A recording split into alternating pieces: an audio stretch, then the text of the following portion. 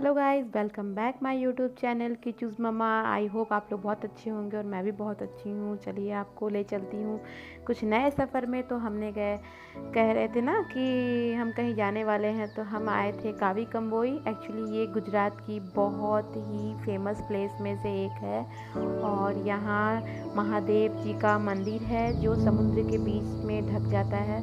तो बहुत ही लालसा थी इसको देखने की, तो मैं भी यहाँ आ गई देखने के लिए। और आप भी देखिए, कुछ इस तरह का नज़ारा देखने को मिलेगा। ये जो रिवर है इसे कावी रिवर या महिसागर भी कहते हैं और ये जो है अरब सागर से जुड़ी हुई है, मतलब अरब सागर की ही ये लहरें हैं।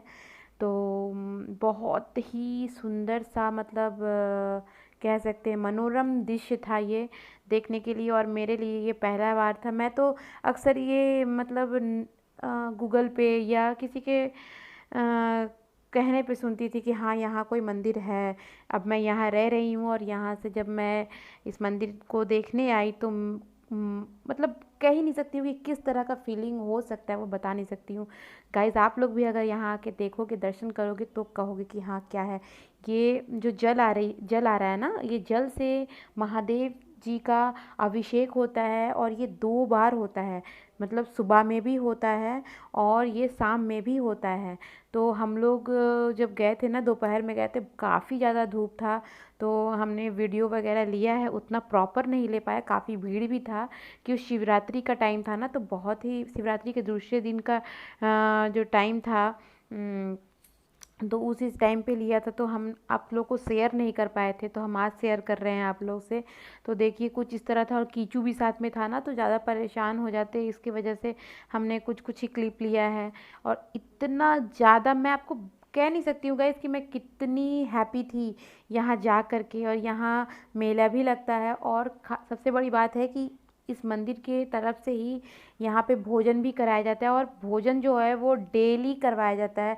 और इसका कुछ भी वो लोग नहीं लेते हैं पे, मतलब कुछ भी नहीं लेते। और स्वादिष्ट भोजन, सात्विक भोजन मिलता है। और देखिए, और अभी मैं आप लोग को दिखाती हूँ कि महादेव जी का किस तरह से जलाभिषेक हुआ है।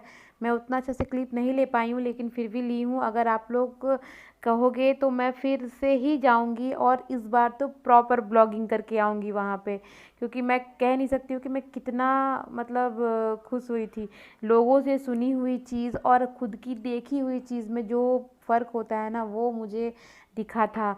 और मतलब मैं क्या ही कहूँ। और महादेव तो सबके ही प्रिय हैं और पूरी दुनिया ही इनमें बसती है, तो क्या ही कहूँ। और उनका आँखों के सामने जो जल अभिषेक मैंने देखा था ना, वो मैं कह नहीं सकती हूँ कितना, मतलब वो वो चीज़ ना मैं भूल नहीं पा रही हूँ। मैं हर टाइम आंखें बंद करती हूँ ना, तो महादेव जी का वही दिखता है मेरे को कि वो रूप, वो जो अभिषेक हो रहा था ना, इतना मनोरम दृश्य जो मन को छू जाए, वैसा वैसा था।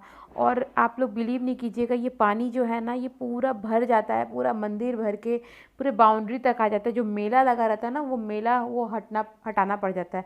मतलब ऐसा होता है, बहुत ही सुंदर। मैंने तो बहुत इंजॉय किया था, लेकिन थोड़ा ही इंजॉय किया है खींचू की वजह से।